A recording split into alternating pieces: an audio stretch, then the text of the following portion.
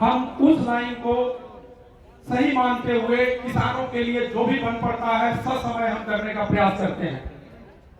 तो मैं ज्यादा समय न लेते हुए, चूंकि मैडम के पास समय की सीमा है और कार्यक्रम को आगे बढ़ाना भी है, मैं आप सभी जो इतने दूर से लोग आए हुए हैं, मैं आप सभी का इस कार्यक्रम में स्वागत करता हूं।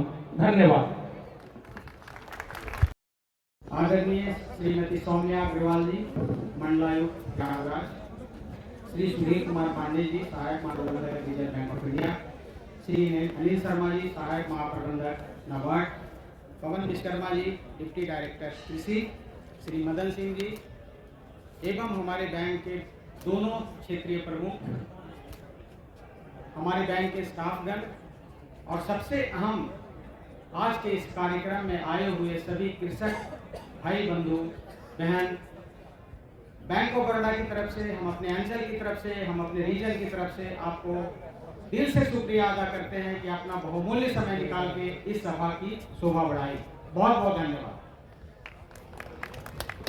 सबसे पहले मैं 3 बातों को रखना चाहूंगा आपके समक्ष। प्रथम तो यह है कि भारतीय कृषि का और किसानों का क्या महत्व है देश में। आप सभी जानते हैं कि हमारा भारतवर्ष कृषि प्रधान देश है और आज भी 60% आबादी अपने जीवन के लिए कृषि पर निर्भर है। कृषि के द्वारा भारत के विकास में, जिसको हम जीडीपी कहते हैं, 224 के अनुसार 16.35% योगदान देता है। तो आप समझ सकते हैं कि आपका कितना बड़ा योगदान है। आप सभी को मालूम होगा कि हमारा देश आज की डेट में सबसे बड़ा उत्पादक देश है।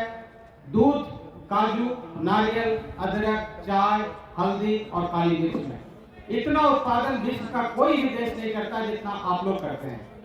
आपको ये जानकर भी खुशी होगी कि गेहूं, चावल, मूंगफली, चीनी और दालों में हमारे देश का नंबर 2 पे आता है। भारत का कुल निर्यात का 13% जो उत्पाद है, कृषि उत्पाद है, आप उसके निर्यात में भी भागीदार हैं।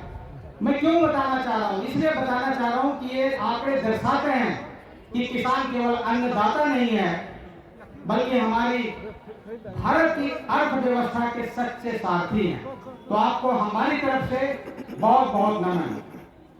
दूसरी चीज मैं ये कहना चाहता हूं कि आज हम सब लोग इकट्ठा क्यों हुए हैं, बैंक ऑफ बड़ौदा किसान पखवाड़ा क्यों मनाता है? तो इसकी शुरुआत 2018 में हुई है। इसका उद्देश्य है कि जब हम अपने समाज के अंतिम छोर तक नहीं पहुंचेंगे, कृषक तक नहीं पहुंचेंगे, तो इस देश का विकास नहीं हो सकता। हमारे देश के मुखिया, हमारे देश के प्रधानमंत्री चाहते हैं कि हमारा देश विकासशील से विकसित देश बने, $5 ट्रिलियन इकोनॉमी बने। तो आपका कितना योगदान है, इसको आप इस बात से समझिए